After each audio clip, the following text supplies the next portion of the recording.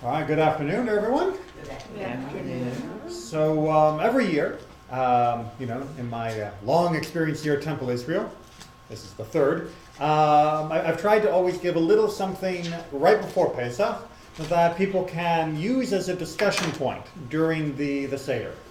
And so this week is the week right before Pesach, and next week, of course, is the Wednesday is the second day of Pesach, which means we won't be having class. We will be having services, so if you can, please come for services 9 to 11, guaranteed times, so you don't worry about being stuck here all day. You'll still be able to go home and eat all the matzah you want.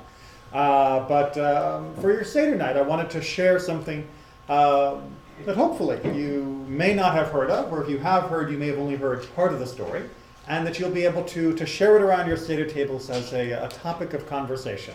Because, it's always fun to be able to pull something out of the pocket and say, well, I think, and begin the discussion. Yes? Good? Good. Excellent. All right. Of course, everyone should be reading Parashat Tzav on their own, and make sure that you've studied it as well, but let's talk about the Haggadah. So, what is the longest part of the Haggadah? Right, the Haggadah is divided up into sections, yes? We all know that? Maybe? Yeah. Good. And some sections are very, very short. Karpas. It doesn't take an awful long time to dip some greens in salt water and say a bracha. And some sections are a little bit lengthier. The Exodus? The Exodus, what we call the Magi, the retelling of the story of the Exodus.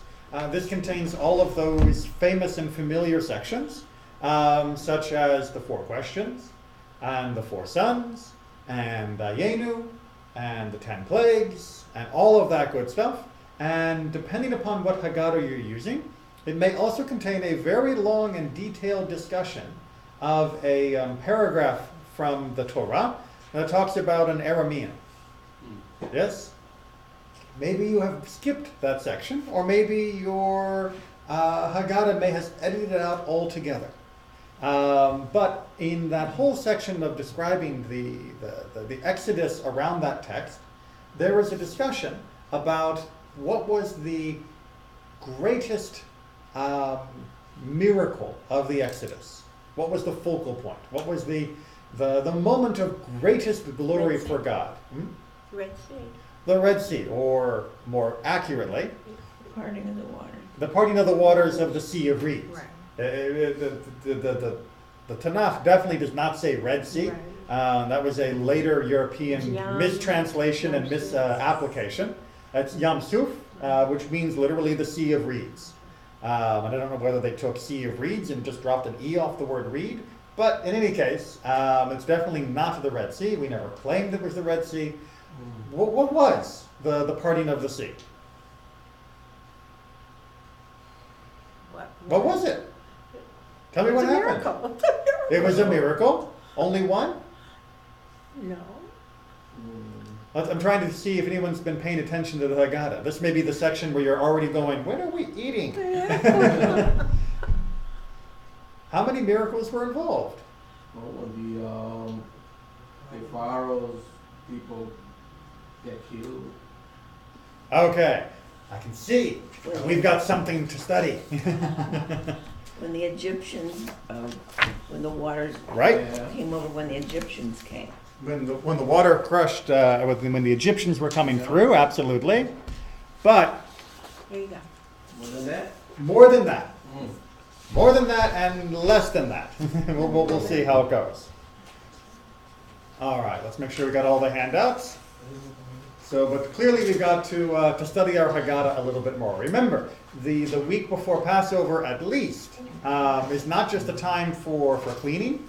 It's also a time for preparing for the Seder, which means you should be rereading your Haggadah. You should be restudying. You should be looking for new insights, new commentaries, new things that you can use to help understand the Seder. Because, who'd like to read quote number 1, taken from our Haggadah? Marion? Even if all of us were wise, all of us understanding, all of us knowing the Torah, we would still be obligated to discuss the Exodus from Egypt. And everyone who discusses the Exodus from Egypt at length is praiseworthy. All right, very famous section of the Haggadah right near the beginning of the Magid, which says, I don't care if you already know all this. I don't care if you think you already know all this. We have to retell the story of the Exodus every single year, and not only that, but the more you do it, the better you are. The more at length you discuss it. So this section is something that we're supposed to delve into. It's not just a matter of reading all the words on the page of the Haggadah and checking off the box, and if we could make a check on Chag, and therefore we've done our duty. Our duty is done by investigating, by discussing, by analyzing, by understanding, by questioning, hence the whole 4 questions thing, and doing it each in our own way, hence the 4 sons. So, let's take a look at this section then of the Haggadah that often gets edited out by Maxwell House versions and also gets skipped over as people are in a hurry to get to the food. So, Mary, you want to keep reading? Rabbi Jose, the Galilean? Galilean said, how do we know that the Egyptians were smitten with 10 plagues in Egypt and with 50 plagues by the Red Sea? Oh dear, this is the quote. It's a mistranslation, but that's what we got. It's what happens when I yank my quotes off the internet. With regards to Egypt, it is written, then the magician said unto Pharaoh, this is the finger of God. And Pharaoh's heart was hardened, and he hearkened not unto them as the Lord had said. All right, so when the magicians see the plagues of God, they say this is the what of God? Work. The finger. Finger. Remember, pay attention. I know you're translating it into your brain to what it means for us when we're talking, you know, what do they mean by that? They mean this is the work of God, this is God's workings, this is what God has done. But the literal term here is this is the finger of God. And that digit is going to be very important. With respect to the sea reeds, Thank you. it is written, and Israel saw that great work which the Lord did upon the Egyptians. And the people feared the Lord, and believed the Lord and his servant Moses. 1 finger for each plague on land, 10 plagues. But at the sea reeds, the whole hand of God, 5 fingers, 10 times 50 plagues. All right. So if it was the finger of God for the plagues, and it was the hand of God at the sea, then 1 finger was 10 plagues. 5 fingers must be 50. This is, by the way, why Jews are such good accountants. So now we're able to do the math, and we're able to find 50 when there should have been only 1, which is very helpful when you're a bookkeeper. So that's what they're doing here, is they're saying if 1 finger equaled 10 plagues, then certainly 1 hand must equal 50 plagues. But now we get involved in a little one-upsmanship. Maybe, we'll see why. But let's keep going. Rabbi Eliezer said, how can we show that each and every plague the Holy One, blessed be he, visited upon the Egyptians, had the force of 4 plagues? It is told, he cast upon them the fierceness of his anger, wrath and indignation, and trouble by sending evil angels among them. Wrath makes 1, indignation 2, trouble 3, sending evil angels makes it 4-fold. Thus we can say that the Egyptians were smitten with 40 plagues in Egypt, not with 200 plagues. And with 200 plagues by the Sea of Reeds shore. All right, so follow the bouncing math. If each plague, right, each plague is actually equal to 4 plagues, because of this verse from Psalms that gives 4 different adjectives describing them, and we know that each one is equal to 1 finger, or sorry, we know that, let me do the math correctly, and we know that there were 10 of those, which is 40, and that's 1 finger, then 40 times a hand equals 200. Woohoo! You're following that math? By the way, in case you're wondering, where do they get this hand? The issue is the difference between literal and figurative translation. the literal translation from the quote that's taken here from 1431, where it says the great work. Literally, the word that they're using for great work is yad hagedolah, the great hand. And so it does specifically in the Hebrew say hand when it talks about the sea, as opposed to finger when talking about the plagues. Then we are referring here that it was more than 10 plagues. Well, so now we have to try and unpack. Well, actually, let's finish the one more calculation, and then we'll try and figure out what they're talking about. Okay? Rabbi Akiva said, "Where do we learn that each and every plague the Holy One, blessed be He, visited upon the Egyptians was equal to 5 plagues? It is As written- opposed to only 4. It is written, He cast upon them the fierceness of His anger, wrath, and indignation, and trouble by sending evil angels among them. The fierceness of His anger makes 1, wrath 2, indignation 3, trouble 4, sending evil angels makes 5 times. Thus we have 10 times 5, 50 plagues in Egypt, 5 times 50, 200 plagues at the Sea of Reeds. How many blessings God has given Israel?" Okay, so we're going to get to that because it's an interesting ending there, right? So 1 plague was actually equal to 5. There were 10 total plagues, therefore 50 plagues. 50 plagues then were the finger of God. 5 fingers for the hand of God at the sea means a total of 250 plagues at the sea. Okay? And how many plagues is equal to how many blessings? Because isn't that how we finished? Mm-hmm.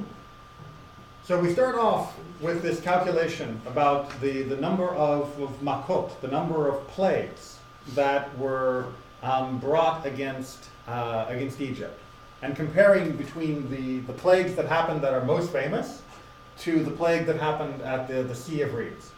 Now, part of the problem with understanding this is the word plague. What does the word plague mean in English? Affliction. Affliction, yeah, but generally if we talk about plague, if I said to you there's a plague in Africa right now, you would think, People are physically suffering, they're sick. Yeah. Send the doctors, right? That's how we handle plagues. When we think of the Black Death, when we think of the plague of Europe, that was an illness.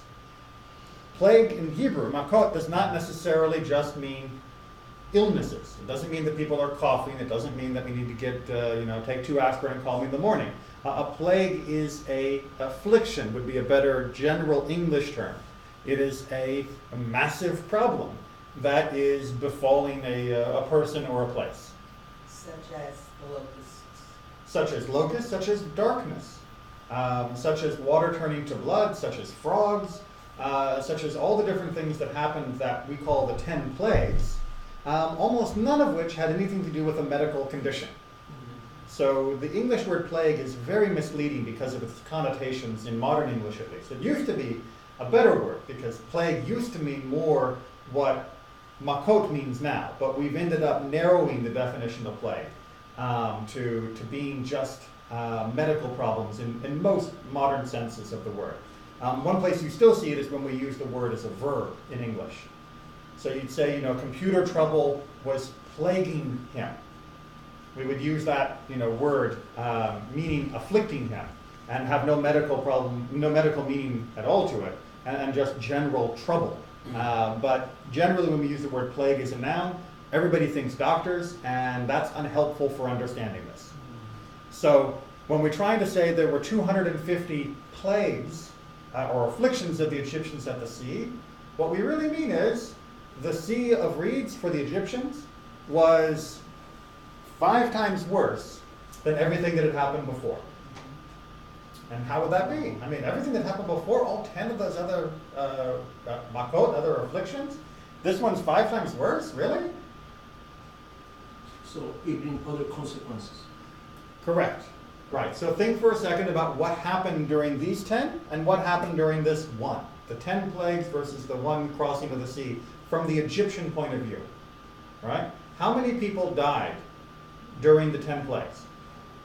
Did people die during the first plague? Plague of blood? Maybe. No. Not that it's recorded at all. How many actual times are people recorded as being killed? The firstborn. Just one, the slaying of the firstborn. There is no indication directly within the Torah. There are midrashim, and of course we can always imagine that people might have been hit by hail or starved because of the famines and such. But in terms of the plague directly attacking a person, there was only one plague that actually hurt people directly to the point of death. And that was the slaying of the firstborn. And that was only from a small slice of the society. Whereas what happened at the sea? Their army got wiped out. Many more were wiped out. Young, old, anyone in the army, if you were going into that sea, you weren't coming out again. And that was almost certainly much more devastating for the Egyptians than the previous 10 were, as a blow all at once. Does that make sense? Has the geographical location of the Sea of Reeds been determined? No. We have some pretty good ideas of the general area that it probably was. We know that there are or were marshy inland seas that are full of reeds in the general vicinity of the area where the Israelites were believed to be living. So they make prime candidates. But we'll probably never be able to say, this is the spot. Would it be on the current Egyptian coast? No, it would be most likely, according to most theories, if this is the coast and this is your Sinai Peninsula, right? You have Israel up here and you have Egypt over here, Saudi Arabia, etc. Then if you have your Nile like that, that's your edge of Egypt, it's probably somewhere in that area. So it was really inland. Oh yes, it wasn't on the coast. It wasn't on the coast. So when people talk about crossing the Red Sea, they're talking like here. And that wasn't what we're talking about. It was going through an area here that would have been marshy, that would not have been hundreds of feet deep. All apologies to the most recent animated Prince of Egypt, where they have giant walls of water and you can see whales swimming by. We're not talking water like that. We are talking about a crossing of an area. And it would have been most likely more what we're familiar with here in Florida, which is something more Evergladesy, something a little bit more swampy. The water is still more or less impassable, certainly treacherous, but it's not oceanic. That makes a big difference in your concept of that happening. Well, it makes a big difference in our visualization, but does it make a difference in the concept? So one of the things I think that the rabbis were getting at with this epilogue to this calculation war about how much greater was the crossing than all the others was it's very easy to focus on the 10 plagues as being the heart of the story of the Exodus. When in fact, as far as the Jews were concerned, the 10 plagues are insignificant compared to getting out, compared to leaving. This was the miracle. This was God's greatness. The 10 plagues, they may make for a better movie than crossing some swampy water, but for us, the fact that our enemies were being punished was less important than the fact that we were leaving. And that was what was symbolized by the crossing of the sea. Does that make sense? So by magnifying the crossing of the sea as being a greater blow against the Egyptians, a greater act of God's power, his full hand as opposed to just a finger, they are trying to emphasize for us the true importance of the story of the Exodus, which is the exiting, not the hurting of the Egyptians. So it was important that people receive justice. It was important that Egypt suffer for the crimes that they had done against us, absolutely. But if they had only suffered and we had remained slaves, we wouldn't be having the holiday. It was the leaving that was important. And so the rabbis make sure that we don't just tack on the crossing of the sea as an afterthought, but that we understand that compared to all of those 10 drops of wine that people take out for their plagues, that it would need an ocean to cover what had happened for the Sea of Reeds. That this was a much greater event than all of those 10 that we list by name. Make sense? Okay, so we don't want to lose that in the discussion. But what was it like at the sea? Excuse me? Because was the sea our finest hour? You know, was this our Dunkirk? Those of you who are familiar with Dunkirk from World War II history, right? The brave boats of England that came across to help the British Expeditionary Force get back from France and to essentially save much of the British Army, to allow it to prevent Hitler from invading immediately. And in many ways, Dunkirk was what allowed Europe to reestablish itself as a place that we could then launch a counter-invasion. Without that, England would have been in a very dire strait, and what would then was their finest hour?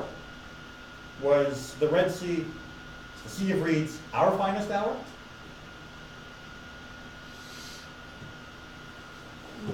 I see a little hand wave. Yeah? We had very few finest hours. We had very few finest hours. Yeah, it's we don't often focus on the Red Sea as us. We celebrate the other end. We talk about the Shirat Hayam, the song of the sea. We talk about Miriam and her timbrel, and the women dancing and singing. We talk about the greatness of God, absolutely. But our part in the sea, well, We didn't have much to do with that We didn't part. have anything to do with it. we didn't have anything to do with that part? Not much, well, because we were running away and they were following us and they were destroyed. What did we have to do with their destruction? Ah, excellent way of phrasing the question, Sally. We were running away, they were following us, God got us out and destroyed them. What did we have to do with any of that? Very good question. And if we look at the situation, you know, we have us, right, the Israelites, and then we've got our, oh wait, I've got multicolored pens, thanks to Michael and Julia. And you have the sea over here, right? And then you've got frowny face Egyptians coming after us, right? That's Egypt. That's supposed to be a frowny face. They're very, very angry. You know, you can imagine the little pharaoh beard thing there. Okay. So they're chasing after us. The Egyptian forces are bearing down their chariots, which, I mean, we have nothing to defend ourselves against chariots. Chariots were like tanks in the ancient world. So, you know, just run us down, and we're literally trapped between a rock and a hard place. And then all of a sudden, sea opens up, and out we go, right? Woo-hoo! No problem. What was our attitude before the sea opened? Are we gonna cross Right. it? Are we gonna cross it? Were we asking that? We weren't asking questions. We were complaining. The Israelites complained. When they got to the edge of the sea and they saw the Egyptians coming behind us, We were We're gonna not. die. they said, we're going to die. What? So you brought us out here to die.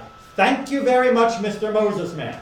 You brought us out here to the edge of the water to die. They literally say, what, there weren't enough graves for us in Egypt? You have to bring us out here to be buried? It was not exactly what you call our finest hour. And yet, hopefully we can salvage something from that will help us understand the Exodus better and help us understand our continuing part in the Exodus and the redemption of our people. Okay, so if you look at the very, very bottom of our first page, we have a quote here by Rabbi Lawrence Kushner. Who would like to read that for us? You got to do a little transliteration for me. All of Pesach is concealed with one phrase. Betoch hayam vayabasha. All of Pesach is concealed in this phrase. Betoch hayam vayabasha, which means?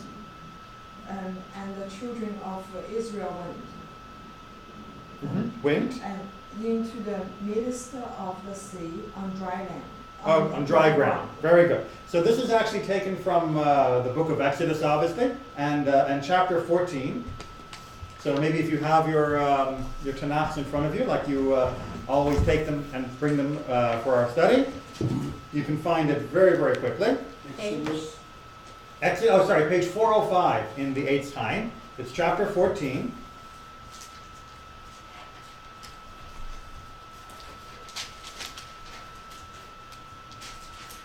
What verse? And we're looking for, sorry, just a second. Oh, I'm sorry, we're actually on page 404. It's verse 22.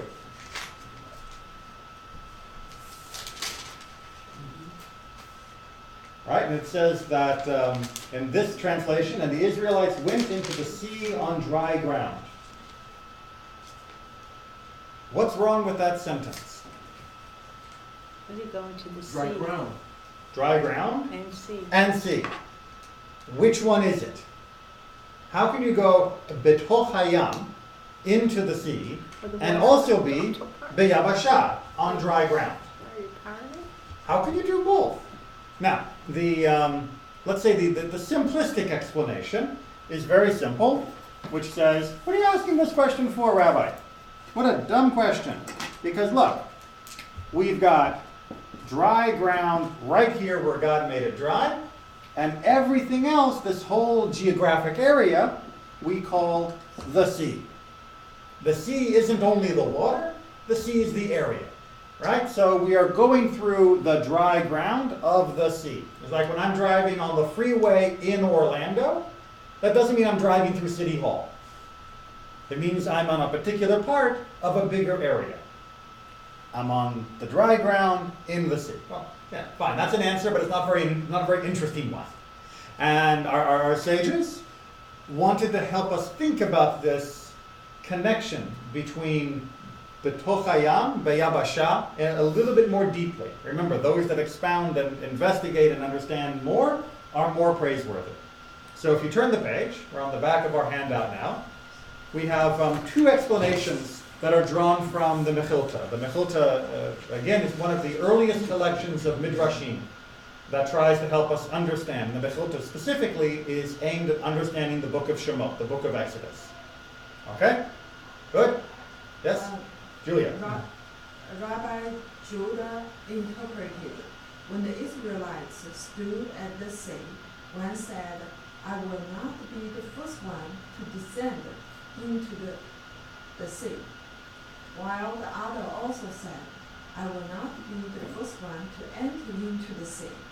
As it says, Ephraim surrounds me with lies, and the house of Israel with the Deceit. All right, so Rabbi Yehuda gives an interpretation that everybody was standing there looking at the water, going, well, I'm not going to go walk in the water.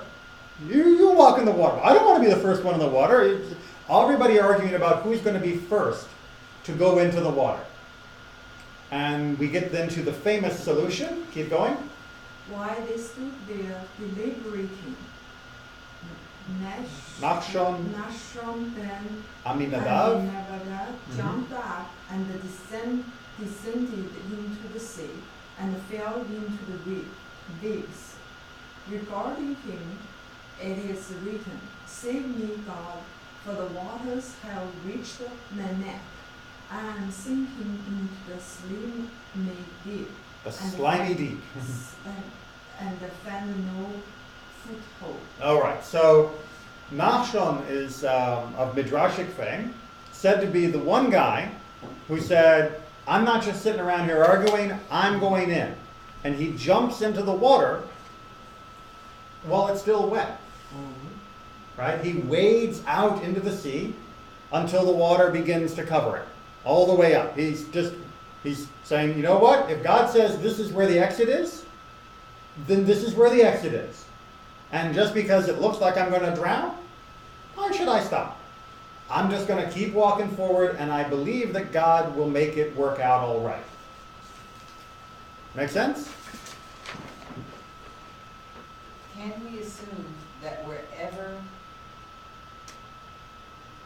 the Israelites were going to walk, that God would make that dry With ground? faith in him.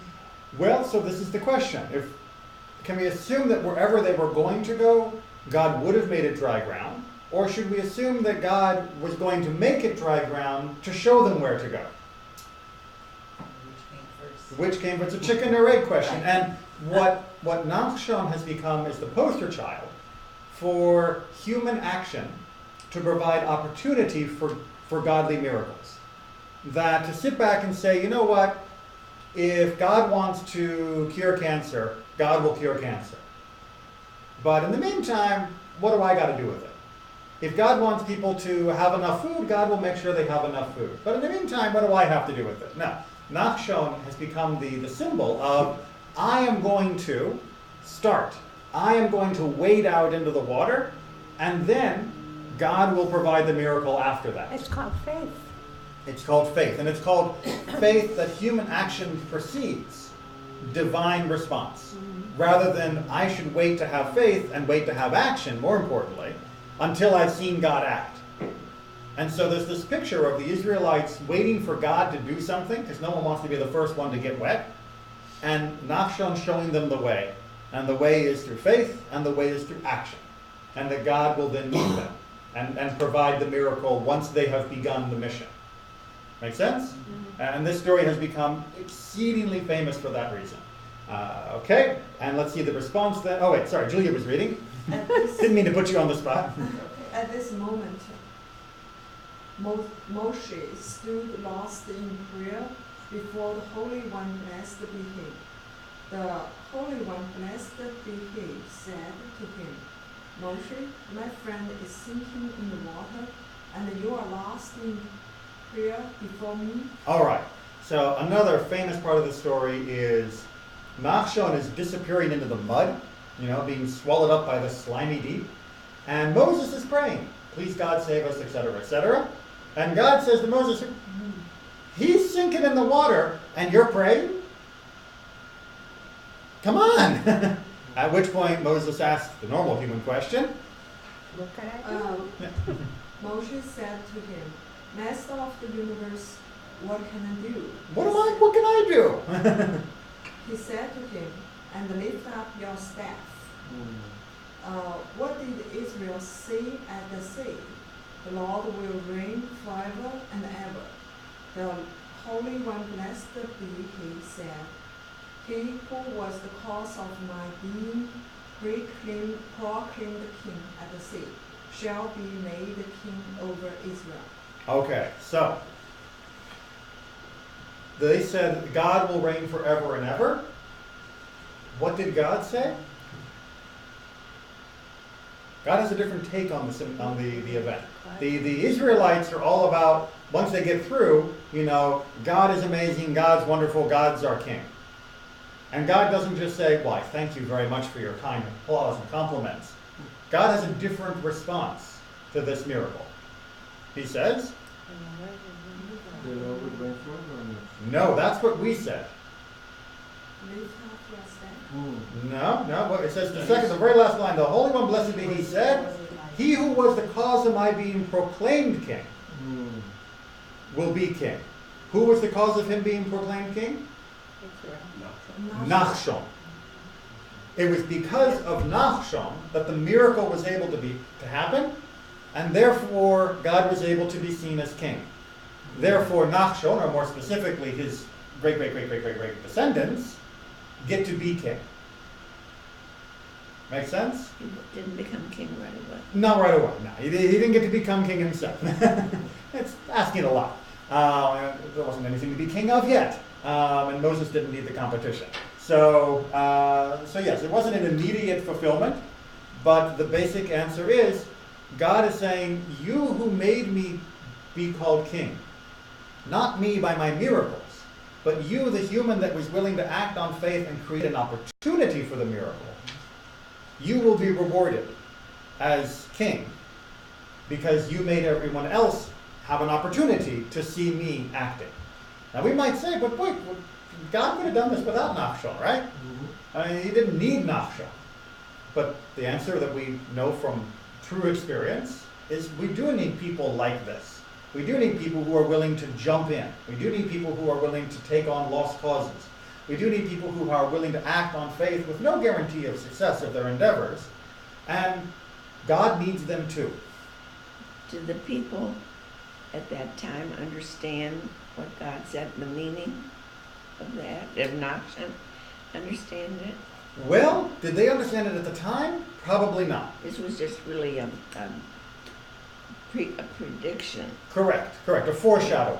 Exactly. Okay. And more specifically, this tale of Nachshon, although it's the most famous story that has come out of the Midrashim about the crossing of the sea, is not the only version of the story. And now we get to go to version number 2. Okay, this is the part that if you're sharing at your seder, probably most of the other people at the seder have not heard. You're volunteering to read, you got a question? Yeah, I got a question at the same time.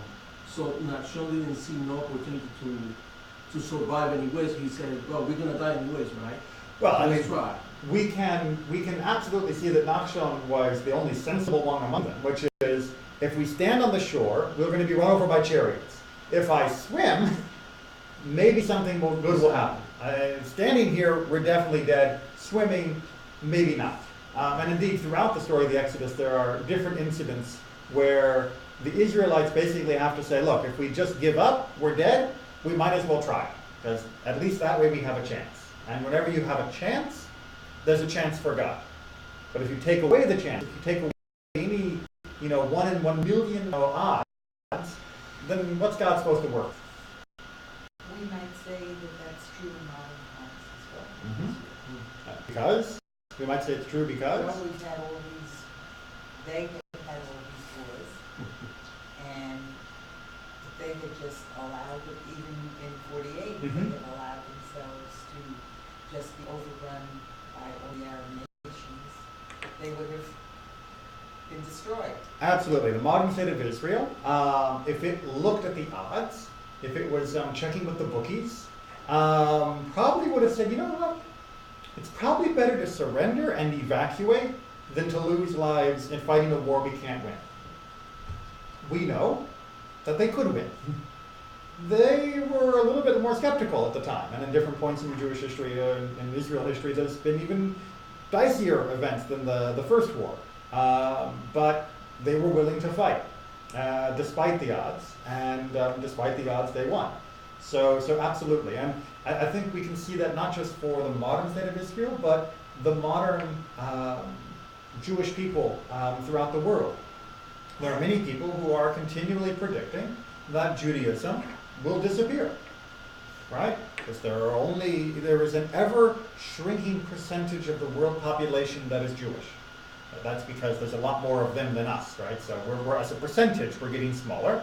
And the question is, are we going to remain viable? Will we continue to survive? Will we continue to be a cohesive people despite all of our internal disagreements, in spite of assimilation, in spite of intermarriage, et cetera, et cetera, et cetera? Are we just going to disappear? And the odds don't look great, but when you got God helping you out on the table, I think you can beat the odds. But you have to roll the dice before God can actually help you at the table. And that means continuing what we're doing. All right, let's see the other counter story of what happened at the edge of the sea. We're going to read now? Okay. Rabbi Meir interpreted, when the tribes stood at the sea, this one said, I will descend first into the sea. And the other said, I will descend first into the sea. Wait a minute. Oh, what? What's this version saying? The opposite. 180 degrees opposite, right? Rabbi Yehuda, the first paragraph, was saying that they were all arguing, I don't want to be first. I'm not going into the water until Nachshon jumped in by himself. Here, we have all the tribes arguing, I want to be the first one. Now, why would they be arguing about wanting to be the first ones in? I mean, why not just, fine, you want to be first, you go. Why would they all want to go? We can understand why they'd all want to not go, but why would they all want to be first? To take the credit for being. To get the credit for it, exactly. Thank you, Sally, for being very down to earth. This is exactly right. they want the credit for being first. They want to show off. They want to prove to God that their faith is better than everyone else's. And the way they think they're going to do that is by getting the bragging right of being first into the water. Okay, so you absolutely have situations where everyone is unwilling to take a step, and then you have other situations where people are willing to take a step as long as they can hog the credit for it. In the midst of their argument, the tribe of Benjamin jumped and descended into the sea first, as is written. There is the Benjamin who rules them. Rodem is the word for rules them. And then the princes of Judah. Princes of Judah. Oh, the princes of Judah, who command them. Rigmatam, which is the word for command them. The princes of Zebulun and Naphtali. All right. Okay, go ahead. Keep going. Your God has ordained strength for you, the strength of God which you display for us on high. All right, so we got this seemingly, bear with me for a minute, random verse from the Psalms that's talking about Benjamin and Judah. And what does this have to do with the Exodus? Keep reading. Do not read Rodem, ruling them, but Radyam. descended into the sea. All right, so you see that word rodem, right? They take that and they say it is radyam instead. It's a pun. They're making a play on the words. Make sense? Well, it'd be like, I don't know if you've ever seen someone, say this, the word history, right, is really his story, right? Oh. You divide one word into two. But that's what Rabbi Meir is doing here. He's saying it's not Benjamin Rodem, it's Benjamin Radyam. But Benjamin went down into the sea. And when they did, Judah stoned them. Now, how do we get to Judah stoned them? Well, the Hebrew word there, rigmatam, can also mean, it's connected at least to the same root for stoning, a particular type of stoning. So they say, why would Judah stone them? Because they jumped the line to go in first. Okay? Now, it's important for the Midrash here of why Benjamin and Judah would be the two that were fighting over this. Because what do we know about Benjamin and Judah from their later history as tribes? They were competitive. They were competitors in particular for? When they were dividing up the land. Who was the first king of Israel? Shaul. King Saul. Who was the second king of Israel? Which tribe? Take a guess. Judah. Who jumped the gun? Benjamin. Which tribe? Judah. There we go. Who's throwing rocks at who? Who's jumping the gun? When they're arguing here about throwing rocks and jumping the gun, what they're really talking about is who gets to rule. And essentially it's saying that Benjamin was trying to shove itself first despite being the smallest of tribes. And that Judah was saying, no, out of my way. They were arguing about who was going to get to be first. And we know from history, Benjamin was first and then got pushed out of the way by Judah. Saul was first, but Saul and his son Jonathan, unfortunately, who seemed like a really nice guy, didn't get to keep the kingship, but instead it passed over to David and Judah, where it remained until this day. This was at a much later time, wasn't it? Well, when we say this was at a we're much talking about later crossing. time, this was happening hundreds of years after the crossing, That's what I'm saying. but the rabbis who were writing happened hundreds of. So they had the full perspective of history, look back onto both the crossing and the later tribal history simultaneously, and to try and weave them into one understanding that would be appropriate. Seems far-fetched to me. But it's far-fetched only if you believe what the rabbis are trying to do is describe the actual event like a journalist. This is not CNN. the very fact that on the same page of the Mechilta, we have nobody wanted to go and everybody wanted to go, implies that both rabbis, both Rabbi Yehuda and Rabbi Meir, don't know really what percentage of the Israelite population wanted to go into the water and which percentage didn't. But they are using this opportunity together with the other verses of the Tanakh to try and provide an insight into our own history, our own character, and our relationship with each other and God. That's what Midrash does. It's not about giving you a CNN report. It's not about what you would print in a textbook for describing this event. But to me, this seems like the interpretation of these particular individuals. Of course. And they are our Chachamim, they are our sages. So we should care about their interpretations. How did they get elected to be our sages? By having their teachings be preserved for 2,000 years. Which in the ultimate Darwinian fashion is pretty much the survival of the fittest. That is to say, those interpretations, those who were teachers that didn't say anything that was worthy, to being preserved. I'm sure they said things that were worthy in their day. We don't know. So there were many people writing. Absolutely. But the ones that we study today are the ones that survived. Correct. Correct. And because of their writings, because of their teachings, both this and many of their other teachings, in particular of how Jewish life is structured, is why Judaism survived. Without Rabbi Yehuda, without Rabbi Meir, without all the other great sages of this time period, there would be no Judaism today.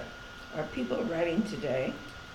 They are. They don't write with as much authority. They don't write with as much clarity. In most cases, not with as much insight as these sages had as well. Are they respected? Are there respected rabbis today? Absolutely. Absolutely. Again, not quite to the same level of authority as these particular rabbis had, but in terms of the respect we should be giving them and the ability they have to help guide us in our current generation, absolutely. Are they all over the world? Or? Thank God, yes. And thank God we have access to rabbis all over the world now, and to other Jewish scholars as well. Those that we admire today, Mhm. that are writing, that may or may not, 1,000 years from now, Still have, be people we quote. correct? Are they known at this point who Well, we don't know who the 1,000-year people are going to be. but we know who, of course, that's what I meant. Right. So at the time, 2,000 years ago, that the people we're now reading, we didn't know that Rabbi Meir or... Were they famous in their day? Were they respected in their day to such an extent that everybody knew this was the winning ticket? And the answer is kind of, and not 100%. So yes, the most famous of the rabbis were very well known in their days, were very well known by the Roman Empire and by others around them. And their impact was keenly felt in their own day. And people were busy quoting them and using their teachings day in, day out, almost universally within the active and cohesive Jewish communities. There were, of course, a variety of other communities around, but within our own, yes. Did they know that they would still be the cornerstone of Judaism 1,000 years? I don't know whether they quite had that much prophecy in them, but certainly they knew they were the cornerstone of today and tomorrow. We won't know. Well, God willing, in the time to come, we'll be able to look back on all of human history and say, oh, he was going to be remembered. But in the meantime, we at least know, the people that are helpful and influential today. And I believe it's Newsweek, actually, that publishes a list of the 50 most influential rabbis every year.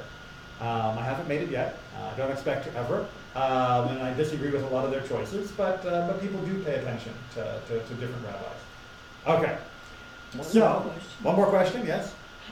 These people who make these, do these writings and analyze, how do they get the word out? Nowadays, they publish books, they publish in articles in journals and newspapers, and the internet is a wonderful tool. So for example, if you go to my alma mater, if you go to the Ziegler School's website, they have links to many of the great rabbis and professors that still work there. And they do podcasts, they do articles, and they do Torah study and all sorts of things that you can access online. And JTS does as well. Do they do reinterpretations of these same? Reinterpretations to the extent of trying to continue to get insights for today, yes. Reinterpretations in the sense of changing the law, no. Applying the law, yes. And that's a much longer discussion of the distinction between abrogation and application. But that's for another class. So let's finish with the parable to try and really drive home the radical nature of what Rabbi Meir is saying here. A parable. To what can this be compared? To a king who has two sons, one older and one younger.